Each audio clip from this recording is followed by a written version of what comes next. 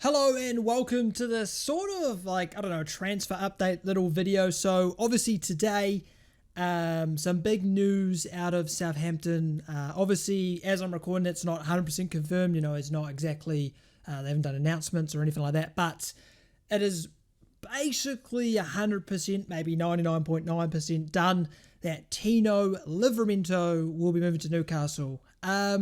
Obviously, I just thought I'd give my thoughts and whatnot on it, as it is a big signing for Newcastle and obviously a big sale for Southampton. So we'll start off by just saying, for me personally, when I looked into this season, I thought a lot of players would be going. They haven't gone yet. But Tino was sort of one of the ones I didn't expect. I actually wanted to stay. He had been out with an ACL injury for over a year, hadn't played. I just didn't think anyone would actually come in for him. It's pretty risky to spend 40 mil, 35 plus add-ons, for someone who's not played in over a year. And obviously, when it comes to ACL injuries, do they come back as good? Not typically.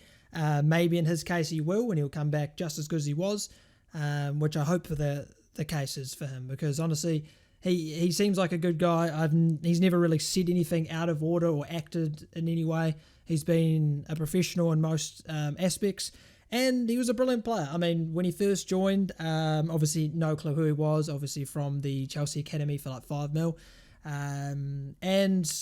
First game I remember of the season, it was away to Everton. And at the time, Kyle Walker-Peters was our sort of one of probably the top 3 or 4 guys you'd have 100% of the team every week. And he didn't play him. He played Tino Livramento instead. And you're thinking, wow, he's got to be bloody good to do that. But he is 18, how good's this 18-year-old? And within 5 minutes, you can sort of tell instantly he's good enough. At 18, you could tell he was beating players with ease. He had the pace to beat players. He had the technical ability. He was extremely good going forward. But he's also good, for an 18-year-old especially, at covering and sort of the understanding of the game. He was a very good player. And obviously, unfortunately, that season ended in a pretty bad thing for him with an ACL. And then obviously this season, it was a shit show at Southampton, and he obviously didn't really play a part. And I was looking forward to this season. I'm thinking, if he can recover as much as possible from the ACL, he could be basically a key player for us. But obviously, it wasn't meant to be. I'm not coming here like I'm fuming. How could we sell him? It's more like I didn't expect him to go, and considering his injury, and I didn't think anyone would pay a lot of money for him just because of that sort of question mark over his injury and will he get more injuries and stuff like that. But yeah, I'm a little bit disappointed. I was looking forward to seeing him play. It is unfortunate, but that's the way of the world. And I mean, 35 mil plus, I think it's like 5 mil add-on, so potential package of 40 mil. I don't think that we can be upset at that. I really don't. I don't think we could have got much more. Probably could have got potentially more down the line, but then again, Chelsea have a buyback clause of, I can't remember what it was, 35 or 40 mil or something like that. So really, it wouldn't have made much a difference. And obviously, we can't guarantee, it's similar to the Lavia situation where we can guarantee pretty highly that Man City would trigger the buyback of 40 mil next season. So we want at least 40 mil after sell-on clause and stuff like that this season. But with Tino next year, would they sign him?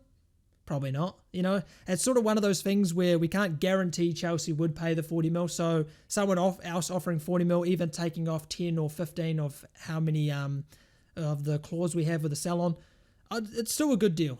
Yeah. I mean, for Newcastle people, obviously it's a little bit hit or miss how his fitness is, obviously due to the injuries and whatnot. But at the end of the day, his first season, when I think he was 18 or 19, was excellent. He was actually incredibly good at 18, 19. Surprisingly good. You're thinking an 18-year-old comes into a team in the Prem and just hits the ground running. Not often. Not often does it happen, and it did for him. So if he can really hit it from previous injury, move on from that and sort of get back to where he was in his first season, I mean, 40's a bargain, really. He's an excellent player and is destined for the top as long as he doesn't get injuries. So I wish him the best. I don't think I have any ill blood with him. He seems fine, and Newcastle it's a decent place for him. Obviously ambitious going up, but also with the injuries, he's not going to have to be starting every week. He'll have good rotation with Trippier, and honestly, You could probably push him further forward, but they probably wouldn't need to do that. But you could easily do that. He's excellent going forward.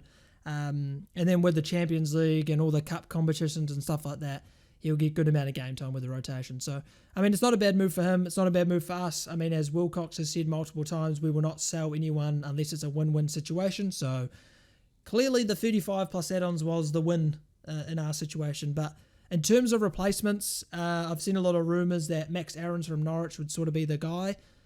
And yeah, get him. I'm more than happy with that.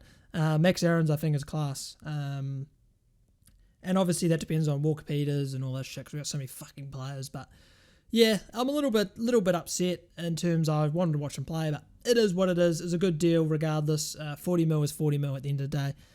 Yeah, so I just thought I'd give my thoughts. I probably just waffled about the same thing about 17 times, but nah, it's a good signing for Newcastle. 40 mil is quite a lot, but if he, if he doesn't get injuries again, it's worth the 40 mil. It's probably worth, more than that really if he wasn't injured. So it's a good deal for Newcastle and a good deal for Southampton in a way as well, because you can't guarantee that he will be the same.